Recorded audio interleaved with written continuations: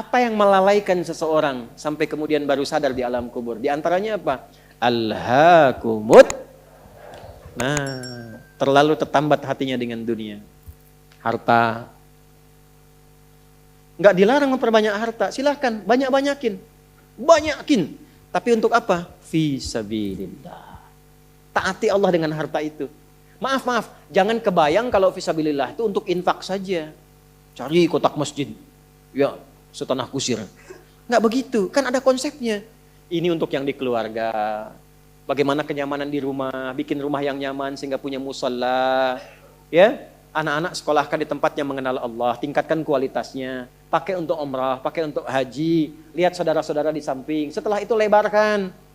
Baru ada babnya lagi setelah orang tua, saudara, kerabat, ada anak yatim, baru dibuka untuk umum.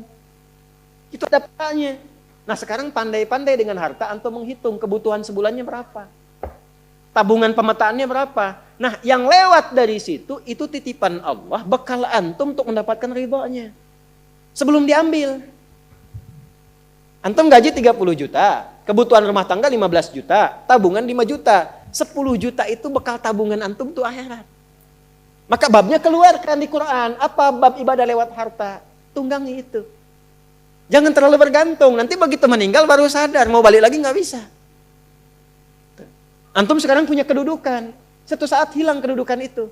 Pelajari bab tentang fikih kedudukan. Bagaimana menaati Allah lewat kedudukan. Bikin kebijakan yang baik. Sebelum meninggal. Antum lagi belajar sekarang. Taati Allah lewat ilmu. Bagaimana cara belajar yang benar. Sebelum meninggal. Ada yang kerja ngumpulkan harta aja. Ya, ada yang ngumpulkan, hitung sebanyak-banyaknya sampai lupa, tidak menjadikan semua itu sebagai bekal pulang. Selanjutnya, Al-Adiyat ayat 9. Afala ya'lamu idza bu'athira ma fil qubur wa husila ma fis. Tuh. Ini untuk pelaku maksiat. Yang banyak berbuat maksiat. Apa nanti enggak malu dan enggak khawatir kalau itu diungkap di alam kuburnya? Silahkan Anda tutup-tutupi saat di dunia. Tapi kalau nggak ditobati, di alam kubur akan terasa. Saya ulangi, di alam kubur akan terasa. Silahkan tutupi. Jadi ada dua tipe pelaku maksiat ini. Yang pertama, pelaku maksiat yang menutupi kemaksiatannya, tapi tidak tobat. Ya, awas, ini tipe pertama. Yang saya maksudkan pelaku yang tidak tobat ya, bukan yang tobat. Jadi pelaku maksiat, dia sadar dia maksiat. Dia bisa tutupi dari manusia, tapi dia pilih nggak tobat.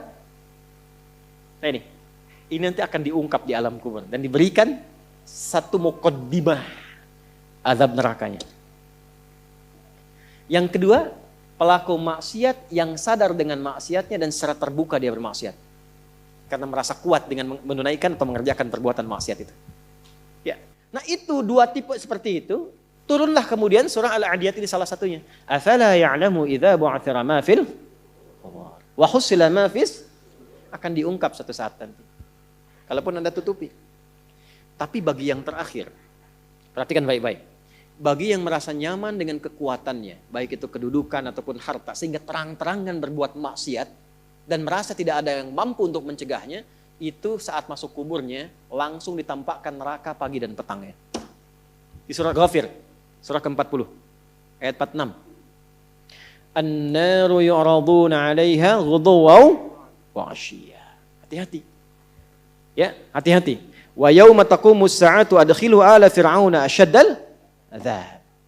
Jadi orang-orang yang maaf sekali gemar mengumpulkan harta hanya untuk pamer saja, untuk mengoleksi dunia. Tak pernah punya visi hidup untuk pulang, maka mesti hati-hati. Alhaakumut takatsur. Orang yang maksiat terbuka nggak mau sadar mesti hati-hati, ya, karena cara pulangnya itu berbeda. Teruskan. Quran surah Al-Infitar ayat ke-4. Ketiga, kan 8 ya semua ya. Wa idzal quburu bu'thirat. Al-Infitar ayat ke-4. Apabila yang dikubur itu sudah terungkap terbuka semua. Maksudnya selesai. Terbelah. Ini kiamat. Jadi dikubur pun gak selamanya. Ya. Ada yang pengen abadi di alam kubur? Tidak, gak selamanya. Ya. Jadi kalau yang nikmat di alam kubur tadi, kan diberi kenikmatan ya. kenikmatan pembuka. Itu cuma mukadimah aja Pak Bu. Insya Allah nanti kalau sudah masuk kubur, ya, insya Allah mudah-mudahan dimuliakan. Itu kalau dapat kemuliaan, itu cuma pembuka. Itu cuma pembuka saja, mukadimah saja. Diberi kenikmatan melimpah, enak, istirahat, nyaman dan macam-macam, ya. Itu cuma pembuka aja. Nanti satu masa selesai di situ. Wa idzal quburu bu'tsirat. Selesai semuanya, balik kita ke alam lain, puncaknya ke akhirat. Nah, ayat ini Al-Infitar ayat yang keempat ingin menegaskan di alam kubur pun tidak abadi, pindah. Oh berarti yang pelaku maksiat tadi menyimpulkan, gak apa-apa kan cuma sementara mimpinya bangun. Iya Cepi, cuma saat bangun lebih dahsyat. Jadi yang dimimpi keluar semua. Terus, Quran surah Abasa. Ya, surah 80 ayat 21. Baik, pelan-pelan. Kalau tadi kan sudah diungkap ya. Di kuburnya bagaimana, nikmatnya bagaimana, bahayanya bagaimana yang mengancam. Nah, sekarang kita akan masuk ke kubur tidak? Akan masuk tidak? Nah, maka di Abasa ini diingatkan. Quran surah 80 ayat 21. Tsumma amatahu fa'aqbarah. Orang yang hidup itu satu saat pasti akan diwafatkan. Kalau sudah wafat akan dikuburkan. Di semua kita tidak ada yang bebas dari penungguan di alam kuburnya. Tadi tunggu. Ini, CAQ semua kan? Calon alam kubur. Kita akan masuk nih. Jadi Allah sadarkan mumpung masih hidup, dari dua kejadian tadi, ambil ibrahnya, siapkan diri kita, karena kita nggak akan bisa menolak kematian. Kalau sudah wafat, pasti dikubur. Teruskan dulu ya, kita agak cepat. Al-Mumtahanah ayat 13. Sudah? Ini nyambung semua ayatnya, indah sekali. Jadi kalau kita sudah sadar, ini resiko kebaikan, ini resiko keburukan, dan kita tahu akan wafat, akan dikuburkan, bagaimana cara persiapannya? Supaya nggak lalai tadi ya. Maka Al-Mumtahanah ayat ke-13. Ya ayyuhalladzina amanu la tatawallaw qauman ghadiballahu alaihim. Qad ya'isu kama ya'isal kuffara min apa? Ashabil kubur. Maka jangan banyak bergaul dengan orang-orang yang menjauhkan kita dari ridha Allah Subhanahu wa taala. Cari teman yang baik sekarang. Pertama, maaf, bikin kebaikan di rumah tangga dulu. Itu kan teman hidup. Ya. Awas, hati-hati. Kalau melihat istri kurang baik atau sebaliknya, jangan dihakimi, jangan difonisi. Justru Allah kirimkan antum itu untuk menebarkan kebaikan dan menyempurnakan kesemaan bersama. Jelas? Jadi sekarang yang dilakukan teman hidup dulu. Rubah jadi baik dulu. Anak-anak jadi baik dulu. Setelah itu cari tempat tinggal yang baik. Bergaul dengan orang baik. Antum yang kuliah cari teman yang baik. Antum yang kerja cari teman yang baik. Maaf. Kalau ada tawaran, kedudukan, hartanya berlipat, tapi menjauhkan Anda dari Allah, ingat ini. Tsumma amatahu fa'aqbarah. Ingat saat ditawari itu Anda meninggal. Dikubur. Dan ingat ancamannya. Ingat pasalnya tuh. Ya, ingat suratnya. Paham? Nah, karena itu masukkan ayatnya, jangan sekali-kali menjadikan keadaan di sekitaran kita justru memperkuat datangnya ancaman Allah dan nestapa saat kembali ke alam kuburnya. Bahkan orang-orang yang tidak beriman pun, yang buruk pun, yang beriman tapi maksiat pun, itu sejatinya ketika temannya masuk ke kubur nggak mau ikut-ikutan. Makanya disindir oleh Allah. Hei, kamu ini sadar nggak sih? Orang yang mengajak kamu maksiat itu, lihat temannya meninggal pun, temannya wafat pun, dia nggak pengen ikut. Kadang-kadang dia abaikan. Coba lihat, ya ada pimpinan misalnya tingkat tertinggi, lihat anak buah bawahnya misalnya, menjalankan tugas bahkan dari dia untuk berbuat salah, berbuat maksiat. Ya, apakah mengedarkan narkoba atau misalnya membackingi kegiatan yang tidak baik. Lalu tiba-tiba dia wafat, apakah peduli atasannya? Tidak. Yang ada yang terjadi, jangan bawa-bawa atasan, padahal dia yang nyuruh. Terus Anda mau jadikan teman yang seperti itu? Dia pada kawannya saja nggak bertanggung jawab. Dengan imannya saja dia nggak peduli. Kalau dia dengan Allah saja nggak peduli, kenapa Anda dia jadikan teman? Dan kenapa Anda menjadikannya dia teman? Kalau bahasa anak sekarang tuh begini, Allah aja dia gituin, apalagi kamu. Ya kan? Ya, Nabi aja dia cuekin, apalagi kamu kan? Ini peringatan Quran, ini bukan dari saya. Ini peringatan Quran. Jangan sekali-kali, Anda dimanapun, Anda berdinaskah, tugas formal. Anda berdagangkah, jangan berteman dengan orang menyimpang. Karena saat Anda susah pun yang akan peduli. Temannya aja yang sama-sama berbuat menyimpang, dia sisihkan, apalagi Anda. Paham? Teruskan. Quran surah ke 35 Fatir ayat 22. Wa ma yastawil ahya'u wal amwat. Innallaha yasma'u man yasha' wa ma anta bimusmi'in man fil qubur. Kalau Anda masih belum sadar juga, kata Allah, kamu ini masih hidup, masih punya harapan, masih punya bekal. Kalau sudah meninggal, nggak sama keadaan orang hidup dengan wafat. Mumpung kamu masih hidup, karena kalau sudah meninggal, temanmu yang meninggal pun kamu nggak bisa dengar suaranya. Cuma saya yang tahu keadaan di alam kubur. Karena saya tahu, kata Allah, dan saya punya Rahman dan Rahim, dengan sayang saya sampaikan kepadamu. Karena sayang saya. Ibu maaf, kalau ada anak misalnya, ingin berbuat menyimpang, ibu cegah tidak? Kenapa? Karena ibu sayang. Karena itulah ibu saking sayangnya, maaf jangankan anak lahir, di dalam saat dikandung pun bukankah dijaga dari yang mafsadat? Dijaga dari yang merusak. Ibu kalau sedang mengandung, mau nggak makan makanan yang kotor? Makanan yang merusak? Tidak kan? Kenapa? Karena sayang kepada bayi yang dikandung, janin yang terkandung. Di tempatnya pun disebut oleh Allah dengan rahim. Karena ada rahim, dijaga betul. Miring kanan susah, kiri susah, telungkup gak mungkin. Dijaga supaya apa? Supaya di dalamnya merasakan ketenangan. Karena apa? Karena ada tempat disebut dengan rahim. Nah Allah itu sifat rahim melekat kepadanya. Karena sayang dengan kita diingatkan. Bahasa bebasnya gini. Karena saya sayang engkau dengan rahimku. Karena saya cinta kamu dengan rahmanku. Jangan sampai masuk kubur, kamu tersiksa, kamu nestapa. Karena beda antara hidup di dunia dengan kehidupan di kubur. Mumpung masih hidup, cari bekal. Karena engkau tak mampu mendengar apa yang terjadi dalam kubur. Jadi kalau tadi Allah sampaikan jangan bergaul dengan yang begini, jangan terlena dengan yang seperti ini, itu karena Allah sayang dengan kita. Itu saja. Jelas ya? Ya, jadi kalau nggak sayang nggak akan mungkin diingatkan. Teruskan. Al-Hajj ayat ke-7. Yang ketujuhnya Al-Hajj ayat ke-7. Wa anna as-sa'ata atiyatun la raiba fiha wa anna Allah yab'atsu man fil kubur.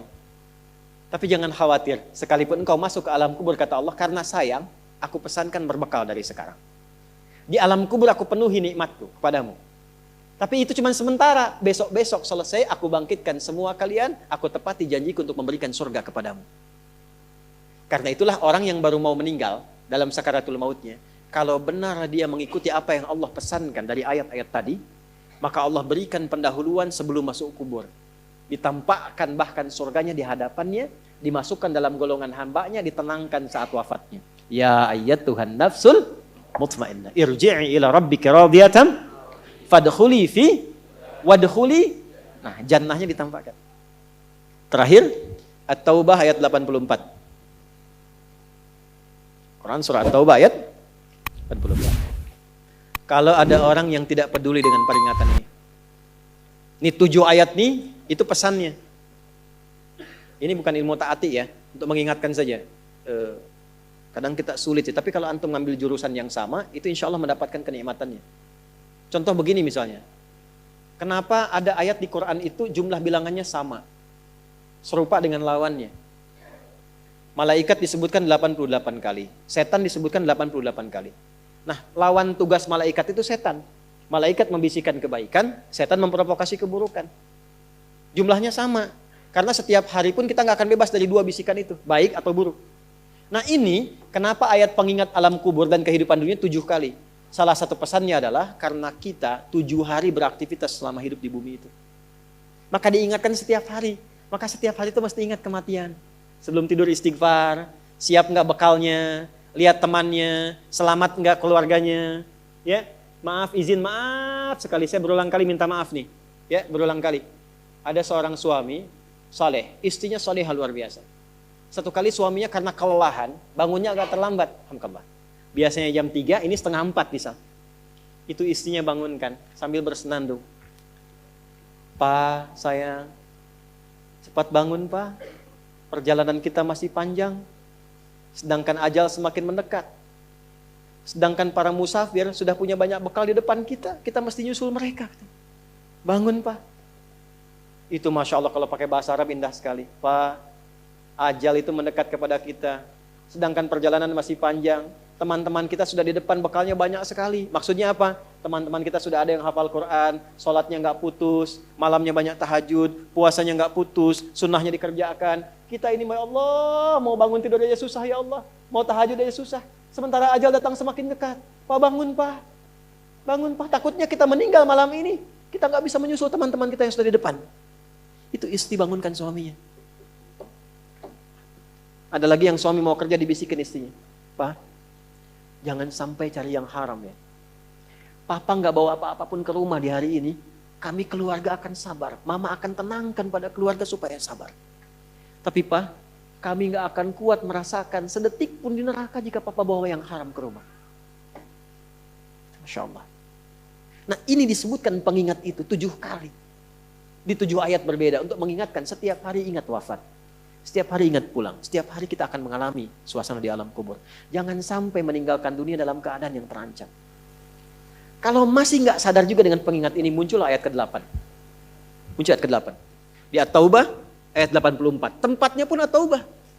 Ngajak taubat dulu sebelum diingatkan. Tapi dasar karena nggak pengen taubat juga, maka munculnya ancaman. Kalau ada yang masih nggak peduli, bahkan ada orang Islam yang masih bertahan dengan keburukannya, menampakkan ke orang lain dengan sifat nifaknya, maka turun ayatnya. Wala tusalli ala ahadim minhum mata abada. Wala taqum ala qabri. Allahu akbar. Innahum kafaru billahi wa rasuli wa matu wa hum fasiqun. Kalau ada yang masih begitu, dan Anda lihat diingatkan susah, masih menampakkan kemaksiatan, Allah langsung memberikan ancamannya. Kalau dia bertahan demikian sampai dengan wafat, gak usah disolatkan. Jangan sampai berdiri di depan kuburnya katanya. Kurang apa lagi? Tiap hari diingatkan. 7 kali, 7 hari beraktivitas, 7 kali diingatkan. Diberikan kasih sayang, diarahkan pada yang benar. Ditunggu sampai tobat, tapi masih mengancam. Masih menampakkan kehebatannya sampai dia wafat. Maka peringatannya apa? Orang-orang yang sengaja menantang berbuat maksiat, menghalalkan dosa yang besar, itu dihukumi oleh Quran. Kafaru billah. Yang menghalalkan dosa besar itu dihukumi kufur. Tapi jangan sembarangan, ya, jangan sembarangan menghukumi. Karena ada yang punya otoritas di situ. Gak boleh Anda sembarangan, ini kufur, ini togut, ini gak boleh. Gak boleh. Ada yang punya otoritas. Dan ada yang paham fikihnya. Gak boleh sembarangan. Hati-hati kalau ada aliran mengajak Anda, ini togut, ini aja, bunuh aja, tembak aja, tinggalkan itu. Tinggalkan. Karena ada yang punya otoritas untuk menentukan klasifikasi mana yang benar, mana yang salah, mana yang ini, mana yang begitu. Jangan sampai terbawa pada aliran demikian. Jelas ya? Baik. Tapi kalau ada yang nekat berbuat maksiat sampai wafat, kata Allah, Nabi pun sampai dilarang. Jadi ini ayat turun tentang Abdullah bin Ubay bin Salul yang hidupnya mengaku muslim tapi banyak sekali menyakiti Nabi. Banyak berbuat maksiat, bahkan merencanakan pembunuhan kepada Nabi. Ditampakkan oleh Allah, begitu Nabi ingin menampakkan sisi kemanusiaan dengan menyolatkannya, turunlah ayat ini. Jangan disolatkan Muhammad. Jangan disolatkan. Biarnya sama teman-temannya. Jadi biasanya orang munafik ketemu munafik lagi. Ketemu munafik lagi. Hati-hati. Jangan sampai yang menyolatkan itu sesama munafik, sama perbuat maksiat. Orang Islam dilarang yang beriman yang baik, bahkan wala takum ala qabri. Ke kuburnya pun jangan diantar. Jangan berdiri di depannya. Jangan sampai terancam demikian. Karena itu kalaupun ada yang nampak ciri-cirinya, kita doakan supaya kembali ke jalan yang benar. Kita tunjukkan kebaikan dengan lemah lembut. Supaya dengan itu sadar dan menjadi bagian dari orang-orang beriman yang mendapatkan ridha Allah Subhanahu wa taala. Apalagi kalau itu bagian dari keluarga.